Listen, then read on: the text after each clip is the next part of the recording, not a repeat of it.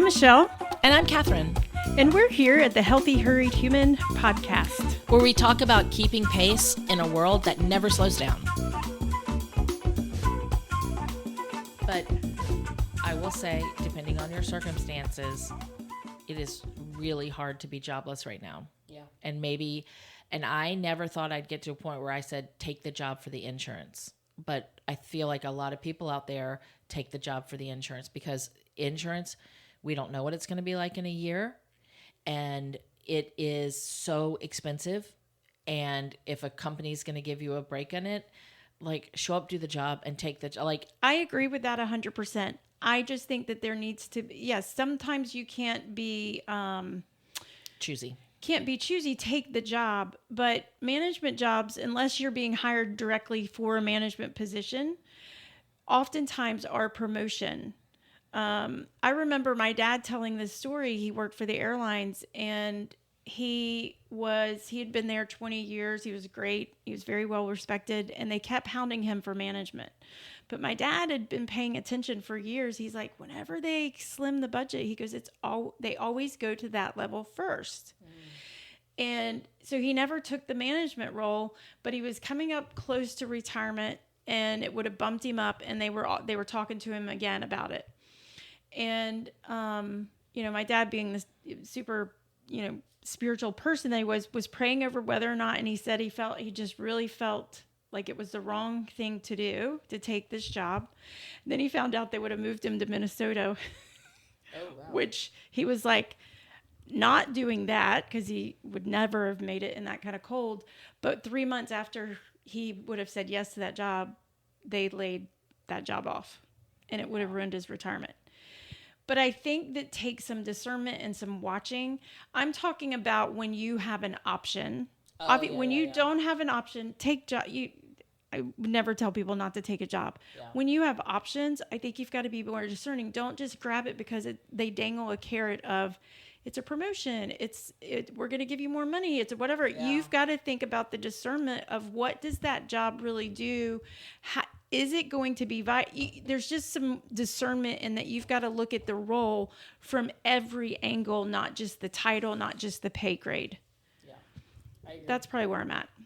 Do you have something? You look like you want to disagree with that. No, I feel like we've gotten off of what we were originally talking about, which is like, where is AI showing up and how is it impacting the job market? And this has become a very long episode. And I feel like we've gotten off the original topic of, what, and I'm wondering, that's the look on my face was, I think, have we finished talking about what we were going to about AI? And what is it going to replace? And your Gianni's original statement of which now I want to tie back to what you just said. Does this eliminate the aged acquired CEO level when those are the people that are Gen X or the younger boomers who are not going to learn how to do AI? And does that mean that they will be kicked out of the workforce sooner, which goes to tactic knowledge, or what does that mean if we're implementing AI at lower levels? Does the knowledge change? Like, do we no longer need tactic knowledge? Will we dumb down all the systems for AI to run it, and we no longer need to know, the knowledge gap? Will that change? What is your biggest fear or concern? With what? With AI? With the fact that where we're going. Do you think about Canon? And like his possibilities? This episode of the Healthy Hurried Human podcast is sponsored by Midlife Thrives. Midlife Thrives is for women in their 30s, 40s, and 50s navigating perimenopause and menopause. If you've felt the energy dips, the mood swings, or the brain fog that make you wonder if you're losing yourself, you're not alone. Midlife Thrives is here to help give you clarity, resources, and a supportive circle of women who get it. No quick fixes, no shame, just some real guidance for real life. Learn more and connect at midlifethrives.com because thriving in midlife isn't optional, it's your new standard. Or for yourself? Yeah, like for me. I'm like, what does that mean? For my job. For me.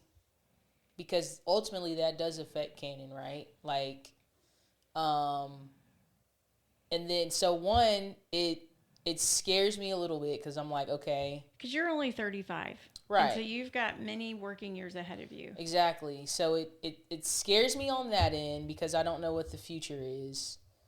But then on the other end, it's like, okay, I have to build something so that Kenan has a choice, right? So I don't know what that thing is that I have to build, but I have to build something so that if the opportunity to work at a job or on the corporate level or whatever for Kenan doesn't happen, I at least have some sort of way for him to generate income.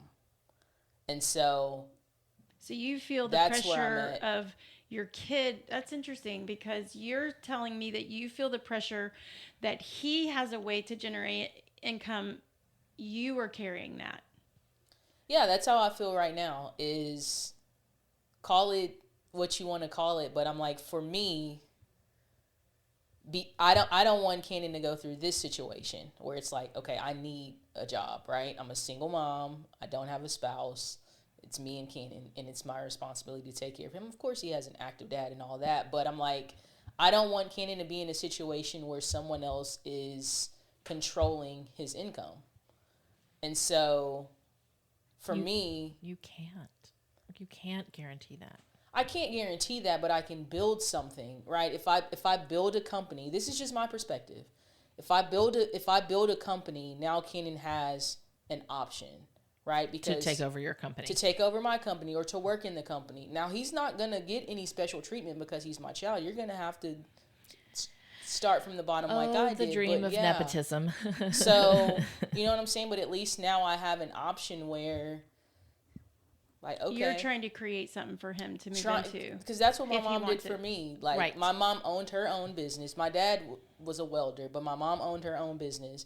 So I was working well below the legal age, making like $50 a week at like 11 years old. So I understand the importance of, if you don't work, you don't make money, right? And so, but she built something. Not she sold that business. She didn't hand it over to me. I'm sure if I was interested, then I could have had that business, but that's the same thing that I want to do for Canyon. So yeah, I'm carrying the weight of that a little bit and still trying to make sure the things at home are also taken care of. So I don't know if everybody my age is going through those same things, but like I said, I have a friend that has a very decent job, but now he's talking about getting a second job because he's like, I don't know, like, what's going to happen. So it's just very interesting time. So for me, and I think the calling that the Lord has put on my life is, like,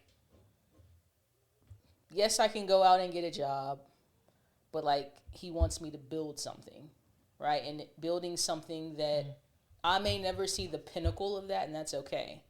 It's more for Cannon and his kids and whatever they decide to do with it, but that's what I believe, that's what my purpose and my calling is specifically, is to build something. And that's a mindset from 100 years ago. Yeah.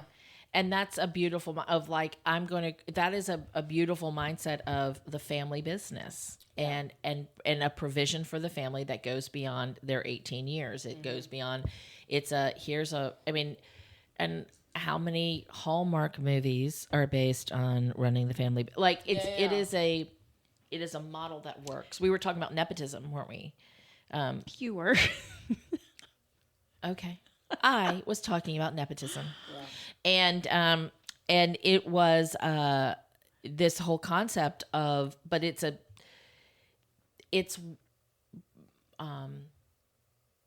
more typical in other countries. Mm-hmm.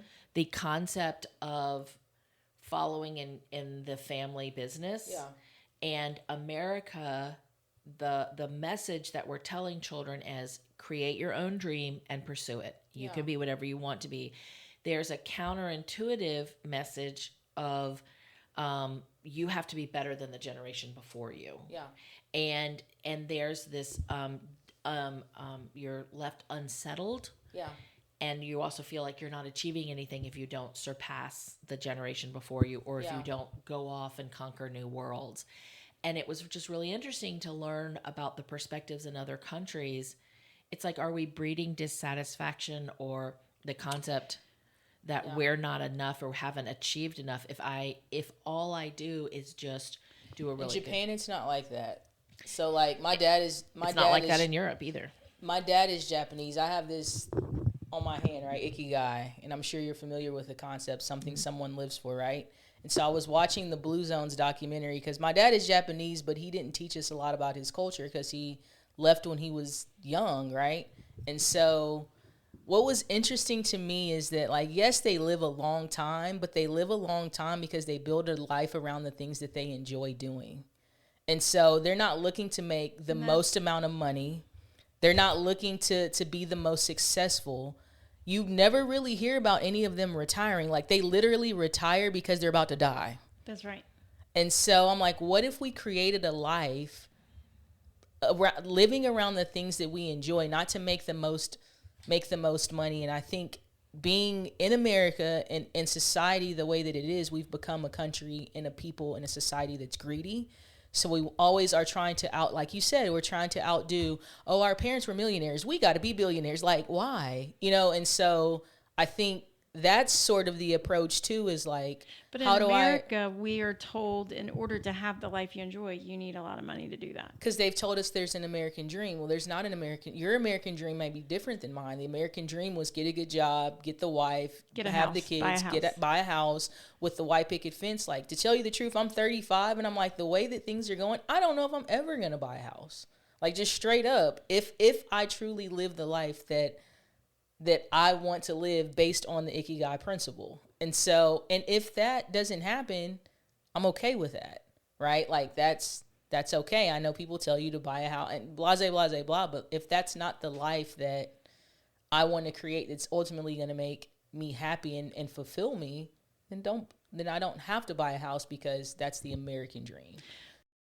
Tired teams don't just need another training. They need transformation. The Healthy Hurried Human Lab helps organizations build emotionally fit, resilient, and connected teams that perform better without burning out. This interactive training goes beyond theory, combining organizational psychology with personal appraisal that helps every participant understand how their mental, emotional, and relational habits show up at work. When people grow, companies thrive. Book your Healthy Hurried Human Lab for your teams today at foxygenconsulting.com and start creating healthier, more human workplace. It's really, as the person who, is the therapist, and I'm listening to our concerns and the things that we're seeing with AI and building something for our kids, thinking about their future, the pressures that we have to build a launching pad for them is really what it is we have to build up that launching pad. It's a pressure that I don't think our parents felt to the extent that we're feeling it, because the world is so rapidly changing. I agree. Yeah. What for me, I'm like, well, wait, where's this leaving people? Because I don't want to leave people hopeless or not feeling like they have some autonomy and that they have some control over what their future looks like. What, we're going to get into how do we, when you're at work, we have an episode coming up about, what does it look like when you're in a large company and you're seeing departments just disappear? That creates instability on the inside mentally and emotionally. But this is my little plug to, this is why the work that Katherine and I do with Foxygen, but specifically with the Healthy Hurried Human, that's what makes this work so incredibly vital. Have you seen the pictures of people on the beach in the 60s? They do this about 3 or 4 times a year. They'll show all these people and they're like, look. And then they show 2024 and everybody's overweight. But in the 60s, they're all thin and wearing little bikinis. And they say, what's happened to human beings? And it's in our food and that kind of stuff. And it's like, at some point, the food industry changed our food. I think that's a large part of it. But we also got away from paying attention to how we ate. There was some decades in there where we weren't paying attention to what we were putting in our body, and then the food industry was like, they're not looking, let's change it. I think they weren't sitting around tables. It was, oh, we've got busy, we've got technology. And so now, instead of mom making a That's meal right. at home, it's like, oh, we're going to pick up Chick-fil-A after we leave soccer practice. But they were also shortening the processes of here's Tang. The astronauts drank it. You don't even have to make orange juice anymore. You can have Tang. Yeah. It was this creativity with how to supply food, and it actually comes out of World War II. There's a study That's done right. on it about how they started to change and manipulate the food to make and to enhance flavors and drive this and mass produce fruits out of season. But we have decades of for people ease. Because of that. For ease, we have generations of people turning a blind eye to nutrition. And then in the 90s, you started getting, we've talked about this, how in the 90s we had CEOs killing over with heart attacks, and companies were saying, oh, we might need to be paying attention to the health of our employees. And so then we started seeing workout rooms as a bonus, as an option. I mean, in the 90s, they would, when you wanted to get a job, they'd take you and show you around, and they're like, and look, we cleaned out a broom closet and put in the ellipticals in there, because it was supposed to be a bonus. And because we started paying attention, I think nutrition started becoming, again, at the forefront. We didn't get it right all the time because, no fat. Remember, the no fat stuff came out in the 90s.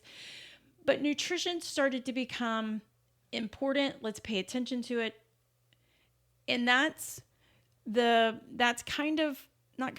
is where I came from in building the Healthy Hurried Human, is wanting to create this ability to help human beings just make an evaluation of where you are emotionally, mentally, relationally, because those three things are our driving force. They are our driving force. They impact every other aspect of our life. And if we're not paying attention to the micro things, like you mentioned before, how they're having to change their ads because they don't have our eyes. And part of me, I was sitting here going, I need to really work on that. I need to put my phone down and not feel like, like I think not TMI, but it's like, stop taking your phone to the bathroom. Stop taking it. For me, this is me. It's like, where are my micro habits that I could just start to kind of like change some of the things that I'm doing? Like, where can I start shutting it down? Because I can't change the way the world is going, but I have control over how much it has impact over mine. I want to go back to something that you said about the fact that we're changing scripts and dialogue because we're realizing people are staring at their phones and not looking at the TV. I'm a lifelong fiddler crafter person, and I love to have a movie on or something while I'm doing a craft. What they have shown, though, in brain studies is our brains really don't do well with that. And the problem that we have now, which is another bigger problem that we're talking about, is that they are doing studies that are showing that the fast scrolling through social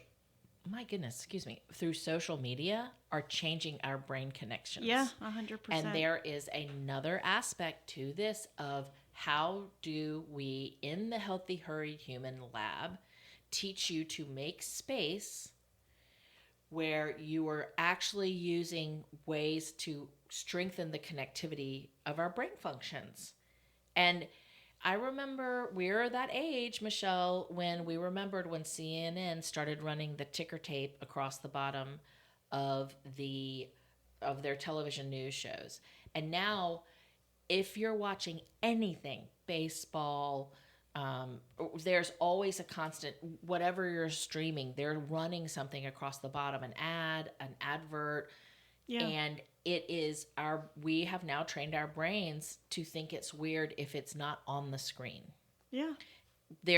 It's this evolution, but it's not for our health. No. It's not for our benefit. And our bodies and our brains are atrophying, and it's coming out emotionally. It is creating an anxiety, and it is creating a depression that has been clocked psychologically. Well, and that's where have you read, especially for canon, have you read, Gianni, the book, The Anxious Generation? And it's about our children. No, I need to get the physical copy. Cannon's dad sent me the Audible. I can't do audiobooks. Me either. So, right. But I that can't do the self-help ones. I can do the fiction ones.